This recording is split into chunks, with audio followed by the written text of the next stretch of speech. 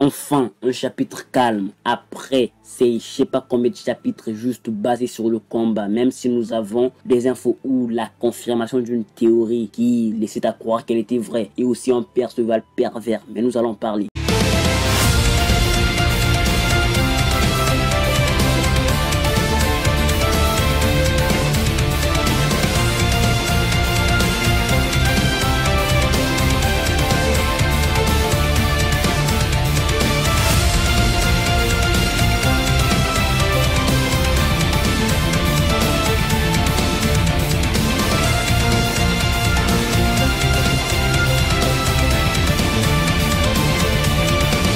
Salut les bros, ici Bibi, moi j'espère que vous allez bien, car ça va. Alors aujourd'hui nous nous retrouvons pour parler du chapitre 81 des 4 chevaliers de l'Apocalypse. Après la bataille ou encore après la féroce bataille, car en japonais le titre est traduit ainsi. Mais on s'en fout, un chapitre qui nous donne plus ou moins l'état psychologique du quatuor du destin après cette bataille. Alors, nous avons beaucoup d'infos dans ce chapitre. Non, nous avons un chapitre cool avec la confirmation d'une théorie qui laissait à croire qu'elle était vraie. Nous avons la confirmation sur Tétis, mais nous allons en parler. Et nous avons aussi la perversité de Perceval dévoilée au grand jour. Je sais que ce n'est pas drôle, mais j'ai non, l'un des membres du Discord a pu corriger le tir. Pour soutenir le travail que je fais, laissez un gros pouce bleu sous cette vidéo, partagez-la, abonnez-vous pour me laisser vous compter ce récit. Laissez-moi votre avis sur la vidéo comme sur le chapitre en commentaire. Rejoignez le Discord, vous savez peut-être pourquoi, et aussi rejoignez mon Twitter là où pour ceux qui veulent voir le chapitre en VF avant bien sûr sa sortie sur je sais pas quel site. Et bah je traduis personnellement le chapitre et je mets les pages en VF sur mon Twitter ou bien sur ma seconde chaîne qui se trouve en description. Abonnez-vous aussi là-bas s'il vous plaît et rejoignez bien sûr mon Twitter. Tous les liens se trouvent en description. Donc le chapitre en elle-même est scindé en 4 parties avec la situation de chacun. Mais parlons-en. Alors nous avons la bande Percy dans le château de Lyonesse,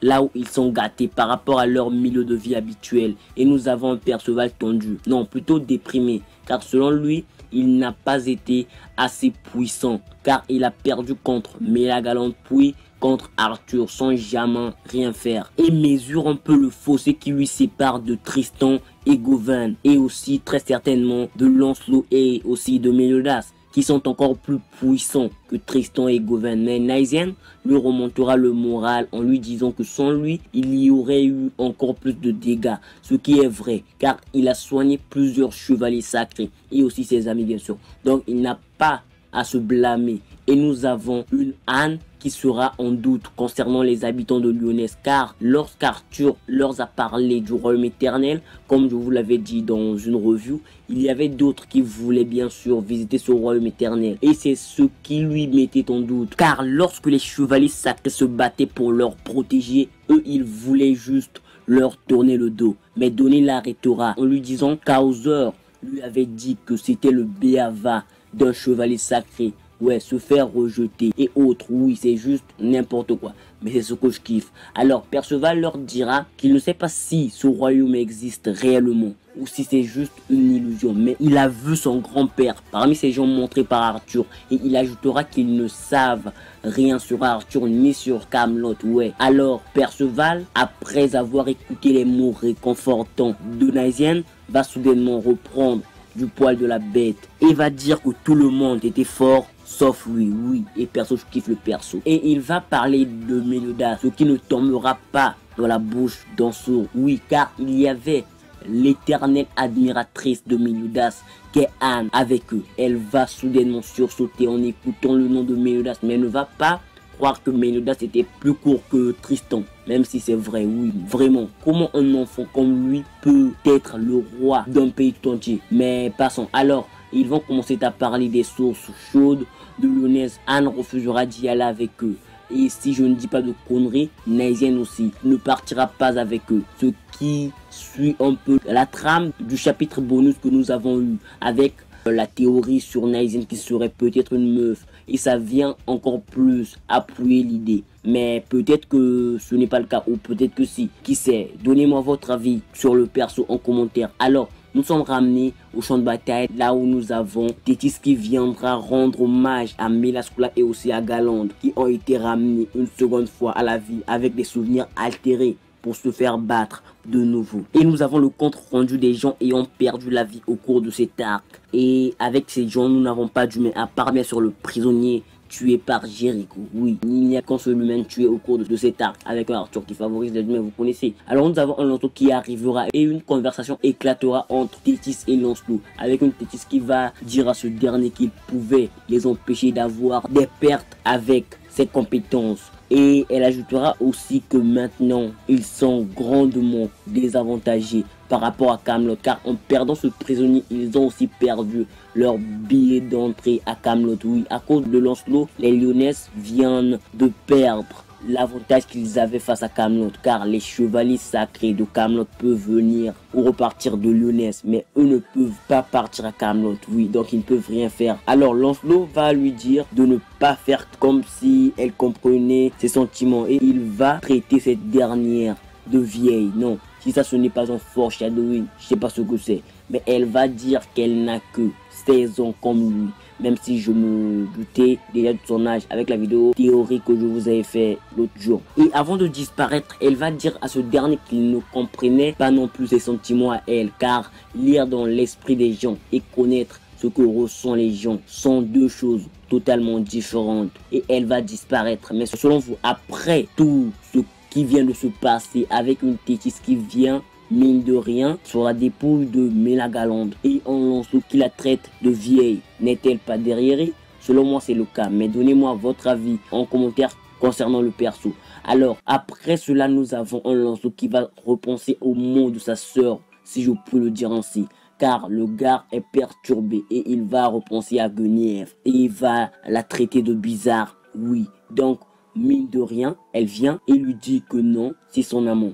Non, il y a des limites. Et à la fin, il va dire qu'il attend demain. Oui, peut-être pour revoir cette dernière ou pour discuter des 4 chevaliers de l'Apocalypse. Car Méliodas avait dit à Perceval que lorsqu'ils seront tous réunis, ils parleront du Quatuor du Destin. Et nous aurons peut-être des informations importantes sur le Quatuor, car ils ne détruiront pas le monde. Non, ils ne sont pas une menace pour l'espèce humaine. Mais nous allons savoir plus dans le prochain chapitre. Alors, nous sommes ramenés aux côtés de Tristan, avec un Tristan qui s'entraîne d'arrache-pied, car il est un peu jaloux de Lancelot, car Méliodas lui a laissé combattre seul Arthur, alors qu'à lui, il lui a dit de ne pas combattre, ce qui l'énerve grandement. Le môme ne veut pas être pris pour un enfant par son père, même si sans son père, il aurait fini si pieds sous terre. Alors, nous avons Jade et Chiant qui diront, c'est une mauvaise attitude en fait, ouais, pour le gars, de s'entraîner après avoir vu sa faiblesse, avec un Jade qui a juste été en admiration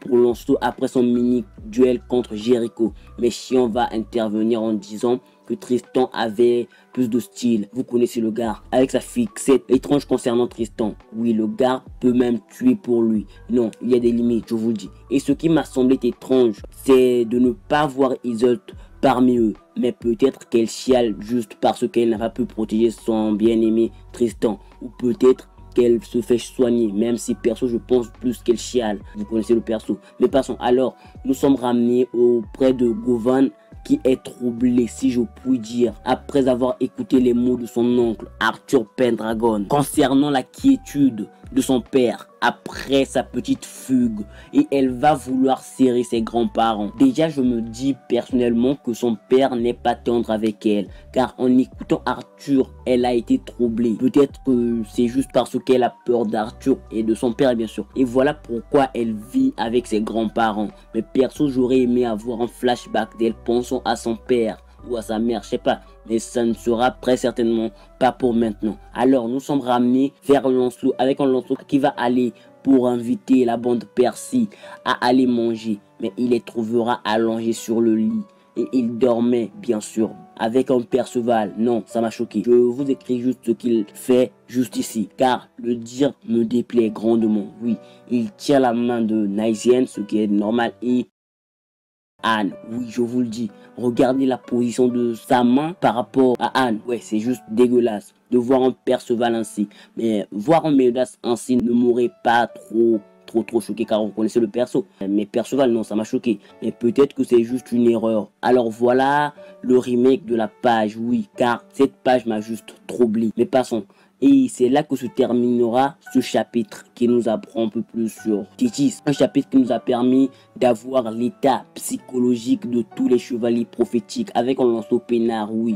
Et le chapitre prochain a pour titre tous les conflits. Voilà pourquoi j'ai parlé de l'explication des 4 chevaliers de l'Apocalypse. Même si nous aurons aussi probablement d'autres infos. Ouais, le prochain chapitre annonce des infos de dingue. Et mon avis sur ce chapitre est simple. Mis à part la position de la main de Perceval par rapport à Anne, j'ai trouvé ce chapitre juste ouf. Oui, même s'il n'y a pas vraiment eu de combat, mais mater un peu ce qu'a fait Tétis. C'est un peu l'intérêt de ce chapitre pour moi. Mais donnez-moi votre avis sur ce chapitre en commentaire. Et déjà, avoir un arc d'entraînement pour les 4 chevaliers de l'Apocalypse serait bien mérité. Même si pour Perceval, je crois juste qu'il a grave besoin d'une thérapie après ce qu'il vient de vivre en l'espace de 2 jours. Oui, le môme est juste touché mentalement. Et peut-être que nous n'aurons pas vraiment cet arc d'entraînement, car selon moi, Perceval a quand même un bon niveau par rapport aux autres. S'il y avait un classement, je dirais qu'en premier nous avons bien sûr Lancelot le plus puissant, la dernière route du Quatuor. En second nous avons Tristan avec la marque des démons, vous connaissez. Et en troisième nous avons Gawain et aussi Perceval, oui, car c'est grave dur de les départager, mais ils sont selon moi plus puissants que Dreyfus. Oui, comme vous l'aurez compris, selon moi Dreyfus ferait pas le figure face à eux. Ouais, face à l'un des deux en fait. Et je mesurerai le niveau de Perceval à un Tristan normal, sans marque. Oui, je vous le dis. Et aussi Gawain, vous connaissez les bails. Ouais, et voilà tout pour moi. Alors j'espère que vous avez apprécié cette vidéo, car c'est un réel plaisir pour moi de vous parler de ce chapitre paisible. Pour soutenir le travail que je fais, laissez un gros pouce bleu sous cette vidéo, partagez-la, abonnez-vous pour me laisser si vous voulez bien me compter sur le récit de Nakaba. Laissez-moi votre avis en commentaire concernant la vidéo et aussi le chapitre. Rejoignez le Discord, vous savez pourquoi, ou peut-être je sais pas. Et aussi mon Twitter là où je vous mets le chapitre en VF traduit par moi bien sûr. Et abonnez-vous aussi à mon autre chaîne là où je vous présente toutes les versions du chapitre. Non, la version japonaise, anglaise et française. Et les liens du chapitre aussi, ouais. Donc abonnez-vous. J'espère que vous vous porterez bien jusqu'à la prochaine vidéo. Mais surtout, bonne continuation.